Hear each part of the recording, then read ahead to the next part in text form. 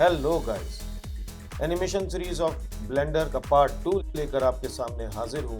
तो चलिए शुरू करते हैं।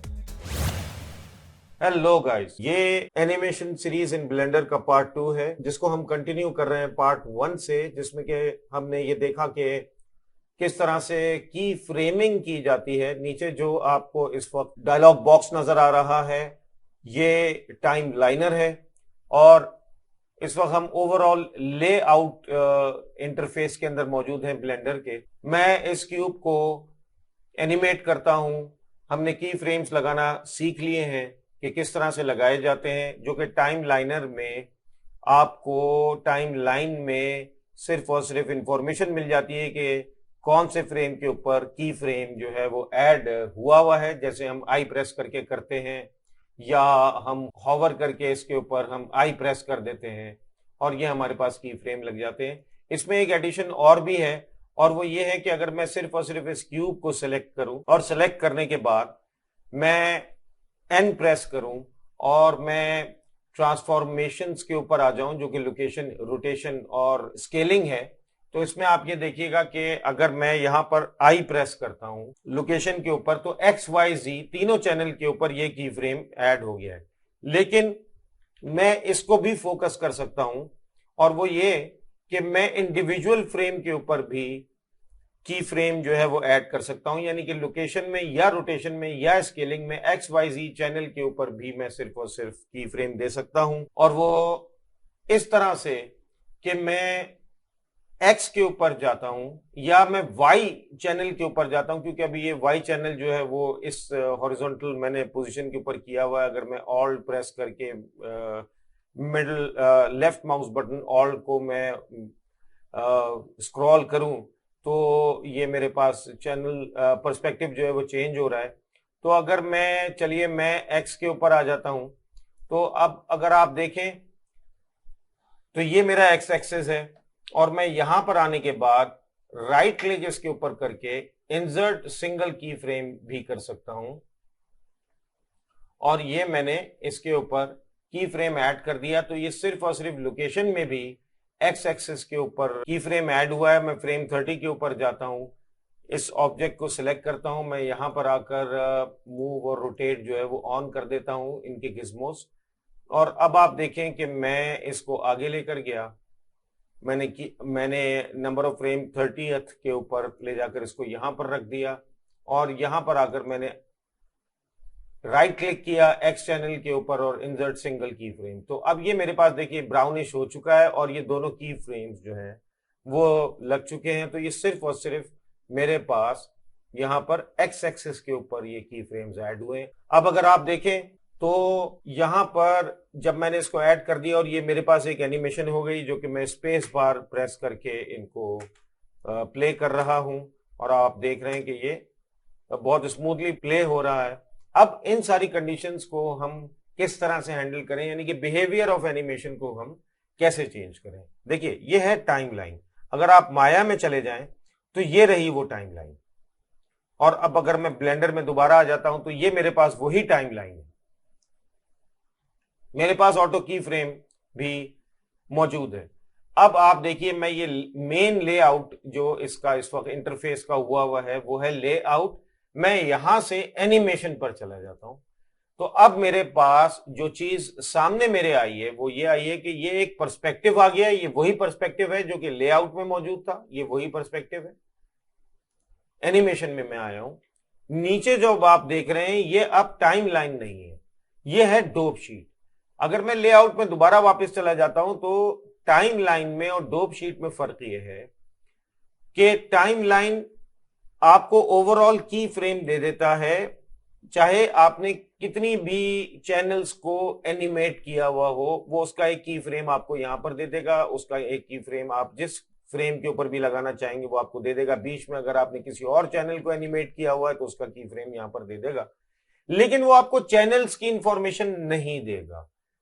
जब मैं एनिमेशन में आता हूं तो ये डोप शीट मेरे सामने आ जाती है, और ये डोप शीट मुझे ये बता रही है कि ये वही की फ्रेम्स हैं जो कि हमने लेआउट में यहां पर लगाए थे, लेकिन एनिमेशन में इस वक्त इस ऑब्जेक्ट ट्रांसफॉर्म की एक हेडिंग आ गई है, अगर मैं इसको क्लिक कर देता हूं तो वो अब मुझे चैनल भी दे रहा है कि ये आपने सिर्फ और सिर्फ एक्स लोकेशन के ऊपर एनिमेट किया हुआ है, इससे ज्यादा आपने और कोई चैनल को एनिमेट नहीं किया हुआ है। और यही हकीकत भी है, अगर आप देखें तो लोकेशन में सिर्फ और सिर्फ एक्स चैनल जो है वो एनिमेट हुआ हुआ है और कुछ भी नहीं हुआ हुआ। जो इंटरमीडिएट फ्रेम्स हैं वो देखिएगा कि ब्लेंडर के इंटरमीडिएट फ्रेम्स जो हैं उन पर ब्लेंडर जो है वो ग्रीन कलर दे रहा है, जो कि ब्लेंडर ने खुद बनाए हुए, और ये की फ्रेम पे जैसे ही आया यहां पर ये ब्राउन कलर हो गया, की फ्रेम पर आया ब्राउन कलर हो गया। तो मेरे पास ये एक इंफॉर्मेशन तो ये आ गई। मैं शिफ्ट मिडिल माउस बटन से इसको पैन करके यहां पर ले आता हूं और अब प्ले करता हूं तो ये आप देखिए कि ये इस तरफ जा रहा है। मैं इसको वापस यहां पर ले आता हूं तो अब आपको ये अंदाजा हो जाएगा कि ये यहां से एनिमेट हो रहा है और आगे जा रहा है, और ये अब चैनल की इंफॉर्मेशन भी दे रहा है कि ये जो एनिमेशन हुई है ना वो ये चैनल है एक्स लोकेशन, और ये रहा उसका वो की फ्रेम, और ये रहा इसका ये की फ्रेम।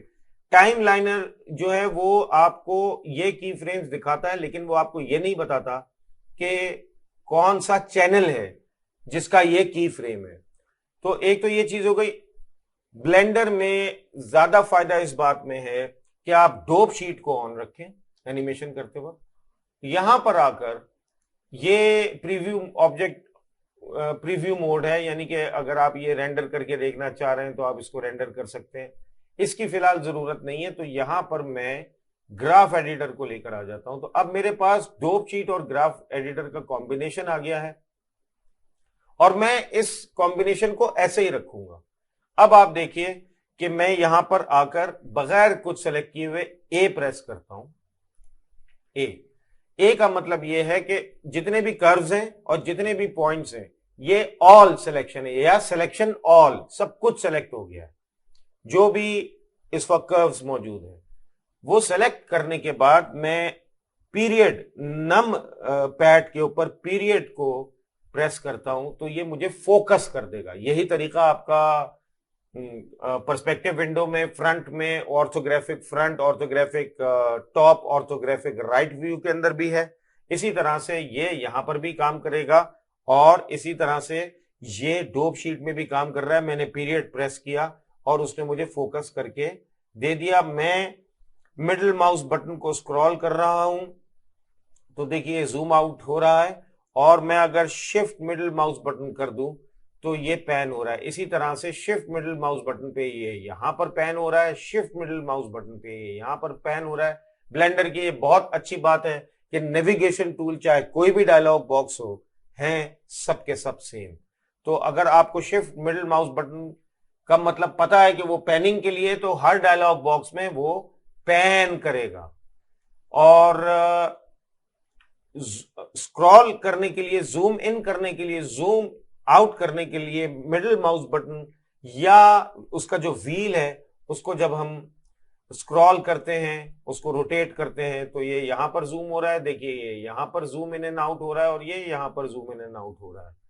तो ये मैंने इसको पैन किया और यहां पर रखा।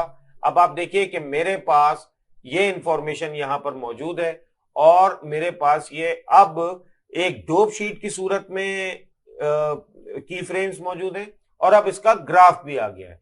इसी तरह से अगर आप माया में देखें तो ये ग्राफ आया हुआ है इस एनिमेशन का, जो कि मैंने यहां पर की है बिल्कुल उसी तरह से, और ये इसका ग्राफ है एग्जैक्टली। ये स्लो आउट हुआ है और यहां पर स्लो इन हुआ है क्योंकि ये बेजियर कर्व है या स्प्लाइन कर्व है। अगर आप देखें यहां पर तो यहां पर भी ऐसे ही हुआ है कि ये स्लो इन स्लो आउट हुआ है और स्लो इन हुआ है। जब मैं प्ले करता हूं एनिमेशन को तो देखिए स्लो आउट और स्लो इन हो रहा है, ये देखिएगा। ये बाय डिफॉल्ट है, इसको आप चेंज कर सकते हैं ऑफ कोर्स। और इसको कैसे चेंज किया जा सकता है कि आप यहां पर आइए और ए प्रेस कर दें। अगर मैं ए प्रेस करता हूं तो मैंने ये सब सेलेक्ट किया हुआ है और अब मैं राइट माउस बटन को क्लिक करता हूं और राइट माउस बटन को क्लिक करने के बाद मेरे पास देखिए हैंडल टाइप आ गया, बहुत इंपॉर्टेंट है, और इंटरपोलेशन मोड आ गया। इंटरपोलेशन मोड में 3 मेन मोड्स हैं इंटरपोलेशन के, और उसके बाद उसके डेरिवेटिव्स हैं। सबसे पहला है कांस्टेंट, फिर है लिनियर, और है फिर बेजियर। बेजियर में आप देखिए कि ये जो बाय डिफॉल्ट है ये बेजियर है, ये बेजियर हुआ है, इसलिए यहां पर आपको कर्व नजर आ रहा है और यहां पर भी आपको कर्व नजर आ रहा है जो फ्लैट है, which are flat of course. तो अब अगर मैं इंटरपोलेशन टाइप में आके इसको लिनियर कर देता हूं तो देखिए ये स्ट्रेट आउट हो गया बिल्कुल ही। और अब अगर मैं एनिमेशन को प्ले करता हूं तो ये झटके के साथ स्टार्ट होगी, झटके के साथ रुकेगी। और अगर मैं शिफ्ट लेफ्ट एरो कीबोर्ड के ऊपर प्रेस करता हूं तो देखिए डोप शीट पर भी मैं होम के ऊपर चला गया, जैसे मैं टाइम लाइन के ऊपर होम के ऊपर जा रहा था। तो अब अगर आप देखें स्पेस बार प्रेस किया और ये यहां पर बिल्कुल स्ट्रेट है, straight, sudden start, sudden stop. और फिर इसके ऊपर अगर मैं आकर राइट क्लिक करता हूं, देखिए मैंने सब सेलेक्ट किया हुआ, ये बहुत जरूरी है। अभी देखिए मैंने बाहर क्लिक कर दिया तो कुछ भी सिलेक्ट नहीं हुआ, ए प्रेस किया, राइट क्लिक किया, इंटरपोलेशन मोड में किया, सब कुछ सिलेक्ट किया हुआ है। लिनियर किया था, बेजियर था, लिनियर किया था, अब कांस्टेंट कर देता हूं। तो ये क्या करेगा कि ये वेट करेगा। अगर आप देखेंगे तो ये ग्राफ जो है यहां तक बिल्कुल स्ट्रेट है, कोई चेंज नहीं आ रही, और फिर ये एकदम से जो है अपने मूवमेंट को चेंज कर देगा, यानी कि इसको हम कहते हैं स्नैप। स्नैप किया है इसने। ये भी बड़ी इंपॉर्टेंट टाइप है एनिमेशन की, जब हम इसको करेंगे तो आपको अंदाजा हो जाएगा। इसकी बड़ी एप्लीकेशंस हैं, फॉर एग्जांपल वॉल क्लॉक की नीडल, वो आप देखें वो चलती है, रोटेट करती है और थोड़ी देर के लिए रुकती है, फिर रोटेट करती है और झटके से स्नैप करके वो दूसरे मीटर की तरफ या मार्क की तरफ जाती है। तो हम इस तरह की एनिमेशन कर सकते हैं। तो मैं राइट क्लिक करके इंटरपोलेशन को भी अगर बेजियर कर देता हूं तो ये मैं डिफॉल्ट कंडीशन में आ गया हूं। और अब आप देखें इन्हीं तीनों को मैं अभी डिस्कस कर रहा हूं, बाकी मैं आगे नहीं जा रहा। अब आप देखिए कि मैंने ये कर दिया, मैंने सिंपल एक ही चैनल लिया हुआ है, मैंने और कोई चैनल नहीं लिया हुआ। अब मैं वो चैनल्स भी लेना शुरू करता हूं। अब आप देखिए कि मैं यहां पर आया और रोटेशन में मैं वाई रोटेशन को के ऊपर की देता हूं, और वो मैं कैसे दूंगा, राइट क्लिक करूंगा, इंसर्ट सिंगल की फ्रेम। तो ये देखिए मेरे पास डोप शीट में देखिएगा एक्स लोकेशन के साथ वाई यूलर रोटेशन भी आ गई। यूलर के चक्कर में आपको पढ़ने की जरूरत नहीं है, it is a method, Euler method है जो कि डिवाइस किया गया है, it is a kind of mathematical calculation. तो उसमें आपको जाने की जरूरत नहीं है, बस आप ये याद रखिएगा वाई रोटेशन। देखिए वाई रोटेशन के ऊपर की दी हुई है। अब मैं इसकी फ्रेम के ऊपर आता हूं और यहां पर आकर मैं इसको इसकी वाई रोटेशन में चेंजेस लेकर आ जाता हूं। मैं मूव और रोटेट को ऑन कर देता हूं गिज्मोज में जाके, ऑब्जेक्ट गिज्मोज में, और मैंने ये ऑन कर दिया, बाहर क्लिक किया, और अब मैं वाई रोटेशन दे देता हूं, कुछ भी, कोई भी मैंने वैल्यू दे दी। और ये देने के बाद मैं इसके ऊपर जाऊंगा और राइट क्लिक करूंगा, इंसर्ट सिंगल की फ्रेम। तो देखिए यहां पर फिर एक और की फ्रेम आ गया। और अब अगर आप देखें ग्राफ एडिटर में तो ये सिर्फ और सिर्फ रेड ग्राफ जो कि एक्स लोकेशन का था मौजूद नहीं है, बल्कि एक और ग्रीन ग्राफ भी आ गया है। मैं अगर यहां से एक्सपेंड करूं ऑब्जेक्ट ट्रांसफॉर्म को तो ये मेरे पास देखिए एक्स लोकेशन और वाई यूलर रोटेशन आ चुकी है। एक्स लोकेशन डोप शीट में देखिए वाई यूलर रोटेशन आ चुकी है। तो अब ये बिल्कुल सिंक कर रहे हैं एक दूसरे से। यहां पर आकर मैं ए प्रेस करता हूं ताकि सब कुछ सेलेक्ट कर ले, और पीरियड प्रेस कर देता हूं। तो ये थी मेरे पास एक्स लोकेशन का ग्राफ, और ये है मेरे पास वाई रोटेशन का ग्राफ। इन दोनों को अब हम यहां पर मैनिपुलेट करेंगे, और वो कैसे करेंगे कि मैं अगर सिर्फ और सिर्फ एक्स लोकेशन को देखना चाह रहा हूं और मुझे कंफ्यूजन लग रही है तो मैं वाई यूलर रोटेशन को हाइड कर दूंगा। ये रही वो आई, मैंने उसको हाइड कर दिया ताकि मुझे सिर्फ और सिर्फ ये ग्राफ नजर आए। मैं ए प्रेस करता हूं और ए प्रेस करने के बाद पीरियड ऑन नम पैड, यानी वो जो डॉट है डिलीट के ऊपर, उसको मैंने प्रेस कर दिया।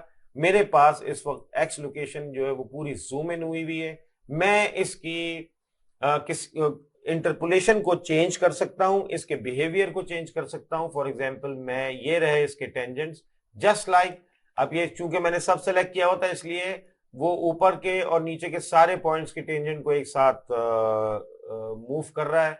लेकिन अगर मैं चाहूं तो सिर्फ इस पॉइंट को सिलेक्ट कर दूं और अब मैं इसके टेंजेंट को मूव कर रहा हूं। और अगर आप देखें तो ये टेंजेंट्स भी लॉक हुए हुए हैं। अगर आप माया में जाएं और ग्राफ एडिटर में जाएं तो मैं जब इसको सेलेक्ट करता हूं और इसके टेंजेंट को मूव करने की कोशिश करता हूं तो ये देखिए कि यहां पर भी टेंजेंट लॉक हुए में, यहां पर मिडिल माउस बटन से हो रहा है। लेकिन देखिए ये टेंजेंट मैंने सेलेक्ट किया और मैं इसको मूव कर रहा हूं तो ये 180 डिग्री यहां पर टेंजेंट जो है एक दूसरे से लॉक हुए में। इसका तरीका क्या था कि यहां पर आकर हम ब्रेक टेंजेंट्स किया करते थे। ब्रेक टेंजेंट जैसे ही हमने किया तो ये देखिए डैश लाइन बन गई और अब मैं इसके टेंजेंट को, दोनों साइड्स के टेंजेंट को इंडिविजुअली कंट्रोल कर सकता हूं। इसी तरह से मैंने इस पॉइंट को सिलेक्ट किया, ब्रेक टेंजेंट किया और अब मैंने इस टेंजेंट को लिया और इसको मैं इंडिविजुअली कंट्रोल कर सकता हूं। अब अगर आप ब्लेंडर में दोबारा आए तो यहां पर भी ये चीज मौजूद है और इसके बगैर काम चलता भी नहीं है। मैं इस पॉइंट को सिलेक्ट करूंगा, इस की फ्रेम को सिलेक्ट करूंगा और यहां पर वी प्रेस करूंगा या मैं राइट क्लिक करूं तो यहां पर अभी हम इंटरपोलेशन मोड देख रहे थे, मैं हैंडल टाइप में जा सकता हूं और यहां पर मैं इसको फ्री कर दूं। अगर मैंने इसको फ्री कर दिया तो ये देखिए क्या होगा, ये टेंजेंट अब इंडिविजुअल हो गए बिल्कुल उसी तरह से जैसे कि ये माया में हुए हुए थे। और ये मैंने इसको यहां पर हैंडल कर लिया।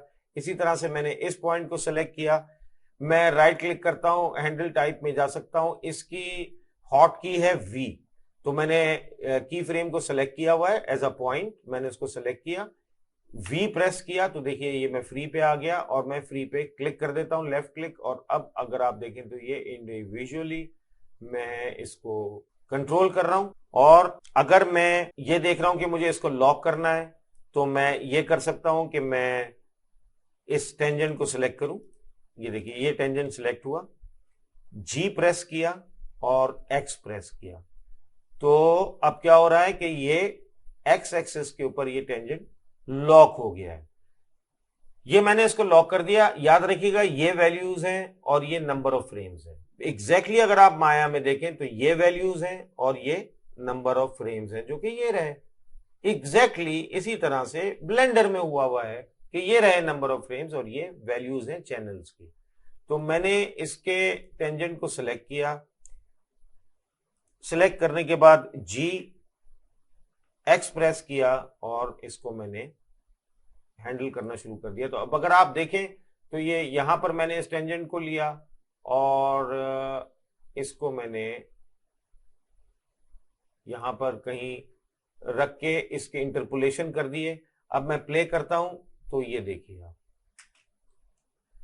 ये प्ले हो रहा है। अब मैं इसके टेंजेंट को दोबारा सिलेक्ट करता हूं और मूव करता हूं लेफ्ट माउस बटन से और यहां पर लाकर रख देता हूं। तो अब देखिए फर्क क्या होगा, बहुत फास्ट आउट होगा, बहुत ज्यादा फास्ट आउट होगा और स्लो इन होगा। देखते हैं, ये देखिए। और अगर मैं इस टेंजेंट को लेता हूं और इस टेंजेंट को उठाकर मैं यूं करके रख देता हूं, ये देखिए यहां ले आया, तो अब क्या होगा, फास्ट आउट हुआ है, फिर थोड़ा सा स्टे आएगा, थोड़ा सा कांस्टेंट होगा, फिर ये फास्ट इन होगा। देखते हैं, ये देखिए। तो देखिए मैंने बिहेवियर ऑफ एनिमेशन जो है ना वो चेंज कर दिया। इसी तरह से अगर मैं एक्स लोकेशन को बंद कर देता हूं, हाइड कर दिया मैंने, और वाई यूलर रोटेशन को मैंने ऑन कर दिया है। ऑन करने के बाद ए प्रेस किया, ए प्रेस करने के बाद पीरियड नम पैड के ऊपर मैंने प्रेस किया ताकि ये जूम इन हो जाए। अब आप देखिएगा मैं इसके साथ भी यही काम कर सकता हूं, इसकी वैल्यूज को कम ज्यादा कर सकता हूं। देखिए मैं मैं मिडिल बटन या व्हील को स्क्रॉल आउट कर रहा हूं, रोटेट कर रहा हूं तो जूम आउट हो रहा है, जूम इन हो रहा है। और शिफ्ट प्रेस करके मैं मिडिल माउस बटन को प्रेस करके इसको पैन कर रहा हूं। अगर मैं चाहूं तो control left mouse button and middle mouse button से मैं इसको इस तरह से भी हैंडल कर सकता हूं, यानी कि vertically zoom in and horizontally zoom in and vertically zoom out and horizontally zoom out कर सकता हूं control left mouse button and middle mouse button से। तो ये मैंने इसको अपने हिसाब से एडजस्ट किया, शिफ्ट मिडिल माउस बटन से दोबारा पैन किया और यहां पर रखा। तो देखें ये आपका की फ्रेम है और ये उसके टेंजेंट्स है, ये की फ्रेम है, ये उसके टेंजेंट्स। इसी तरह से इस की फ्रेम को अगर मैं जी प्रेस करता हूं और एक्स प्रेस करता हूं, इस की फ्रेम को मैंने सेलेक्ट किया, जी प्रेस किया, तो ये देखिए सिर्फ जी प्रेस कर रहा हूं तो अब दोनों चीजें हो रही हैं, यानी कि इसकी वैल्यू भी चेंज हो रही है और इसके नंबर ऑफ फ्रेम्स भी चेंज हो रहे हैं। अगर आप नीचे डोप शीट पे देखिए, मैं राइट क्लिक करता हूं ताकि ये वापस चला जाए और अब मैं जी प्रेस करता हूं और एक्स प्रेस करता हूं, तो ये अब क्या हो गया, ये मैं पॉइंट को कर रहा हूं चेंज, अब मैं टेंजेंट्स को नहीं कर रहा। तो ये देखिए नंबर ऑफ फ्रेम्स चेंज हो रहे हैं, वैल्यू वहीं पर मौजूद है।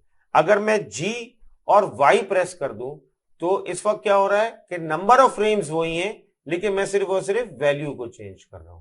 तो मैं इस सूरत में ये रिस्ट्रिक्ट कर देता हूं यहां पर एक्स और वाई एक्सिस के ऊपर, जेड एक्सिस तो है नहीं इसके अंदर क्योंकि ये 2D है। तो ये देखिए कि ये मैंने इसको चेंज कर दिया। अब मैं इसको इसकी रोटेशन को कंट्रोल कर सकता हूं। इसका मैंने ये वाला पॉइंट लिया और ये की फ्रेम लेने के बाद मैंने जी वाई प्रेस किया और मैं इसको ऊपर ले गया। तो मैं जब इसको ऊपर लेकर जा रहा हूं मैं उसकी रोटेशन को कम कर रहा हूं क्योंकि ये डिफरेंस जो है वो अब कम से कम हो रहा है। Let's animate it again. तो ये देखिए ये एनिमेट हो गया। मैं दोबारा एक्स लोकेशन में जाता हूं और यहां पर मैं ए प्रेस करता हूं, पीरियड प्रेस करता हूं ताकि मेरे पास ये आ जाए और ये पूरा जूम इन हो गया है। मैं इसको ठीक करता हूं क्योंकि ए प्रेस किया होता है इसलिए वो सब कुछ इस टेंजेंट को मैं मूव कर रहा हूं तो वो सारे टेंजेंट्स को मूव कर रहा है, इसलिए मुझे सिर्फ और सिर्फ इस पॉइंट को सिलेक्ट करना है और मैं इसको वापस यहां पर लेकर आ जाता हूं और इसके बाद मैं इसके टेंजेंट को सिलेक्ट करता हूं और इस पॉइंट को भी मैं वापस इसके साथ अलाइन कर देता हूं। तो अब आप देखिए कि ये मेरी वही वाली पुरानी सूरत हाल आ जाएगी, यानी कि स्लो आउट एंड स्लो इन। तो इस तरह से जो है वो ग्राफ एडिटर के अंदर मैनिपुलेट किया जाता है। आप सारे के सारे जो कर्व्स हैं उनको भी एक साथ, ये देखिए मैंने दोनों को, मैंने ए प्रेस किया, दोनों के यानी कि एक्स लोकेशन और वाई यूलर रोटेशन के ग्राफ सेलेक्ट हो गए हैं। पीरियड प्रेस करता हूं तो इस वक्त ये दोनों ग्राफ्स जो हैं वो मेरे पास आ रहे हैं। लेकिन अब जाहिर सी बात है कि वो जूम ऑल किया हुआ है, इसलिए वो ग्राफ जो है वो इस वक्त इतनी डिटेल में मौजूद नहीं है, ज्यादा डिटेल में मौजूद है यहाँ पर। इसीलिए मैं इसको हाइड अनहाइड कर रहा था और अगर मैं X Euler Y Euler rotation को ऑफ कर देता हूं और यहां पर अगर पीरियड प्रेस करता हूं तो ये आपको नजर आ रहा होगा। तो गाइज इस पार्ट 2 को हम इतना ही रखते हैं। हम आगे जाते हैं इसी एनिमेशन में की सीरीज में पार्ट 3 के अंदर और मजीद एक्सप्लोर करते हैं ग्राफ एडिटर को और डोप शीट के कॉम्बिनेशन को और एनिमेशन को कंट्रोल और मैनेज करते हैं। अपना ख्याल रखिएगा। Take care.